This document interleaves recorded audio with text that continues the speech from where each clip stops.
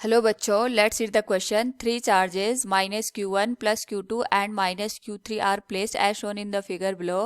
The x component of the force on the minus Q1 is proportional to, here a system is given with Q1, Q2 and Q3 and four options are mentioned. Now to answer this question, first we will discuss here the key concept, and here the key concept is Coulomb's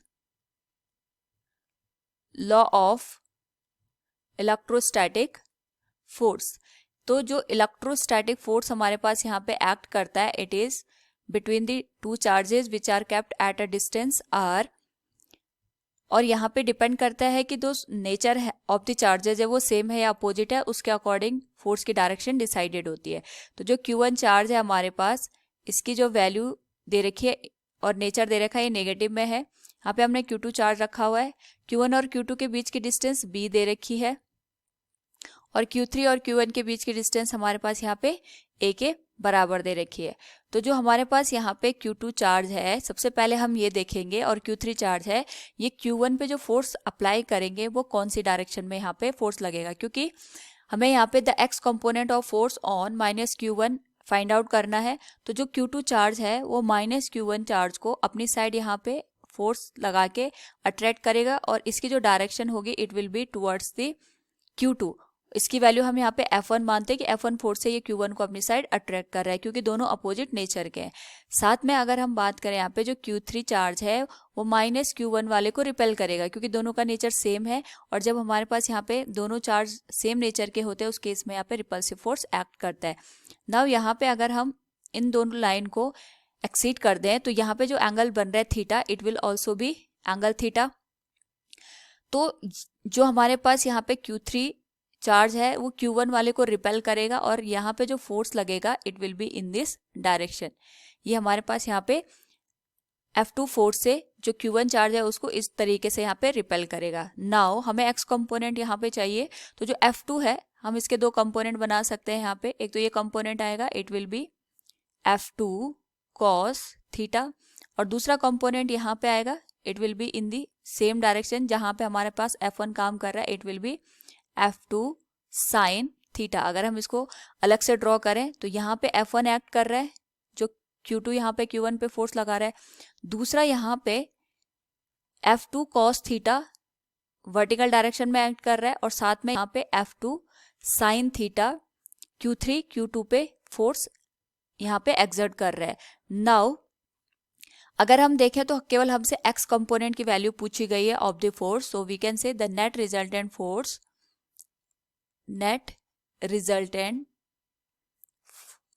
x component of force on minus of Q1 will be, इसकी जो value होगी, क्योंकि यहाँ पे F1 और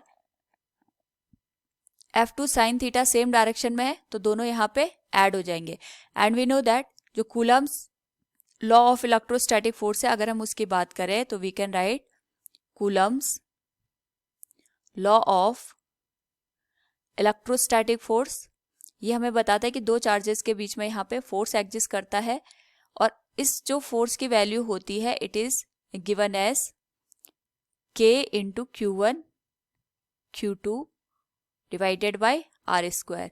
तो इसके according अगर हम यहाँ पे F1 की वैल्यू पुट कर दें तो F1 की वैल्यू हमारे पास आ जाएगी, it will B K into F1 exist कर रहा है हमारे पास Q1 और Q2 के बीच, और इनके बीच की डिस्टेंस दे रखी है b स्क्वायर. सिमिलरली यहाँ पे जो F2 की वैल्यू है it will B K into Q1 Q3 divided by a square.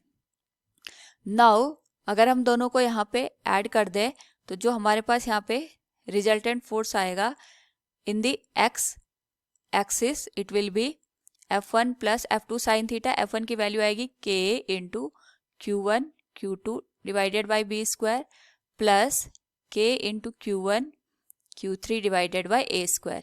Now यहाँ पे हमसे प्रोपोर्शन पूछा है केवल, तो K Q1 दोनों ही जो टर्म्स हमारे पास निकल के आ रही है उसमें कांस्टेंट है, तो we can say the force in this particular case will be proportional to the force, will directly proportional to the Q2 बटे b स्क्वायर प्लस Q3 बटे A square sin theta. It will be the net force on the given system. So from the given question we can say here 3 charges minus Q1 plus Q2 and minus Q3 are placed as shown in the figure below. The x component of the force on the minus Q is proportional to Q2 बटे B square plus Q3 बटे A square sin theta. Option B will be the correct answer. Hope all you understood it. Thank you and best of luck.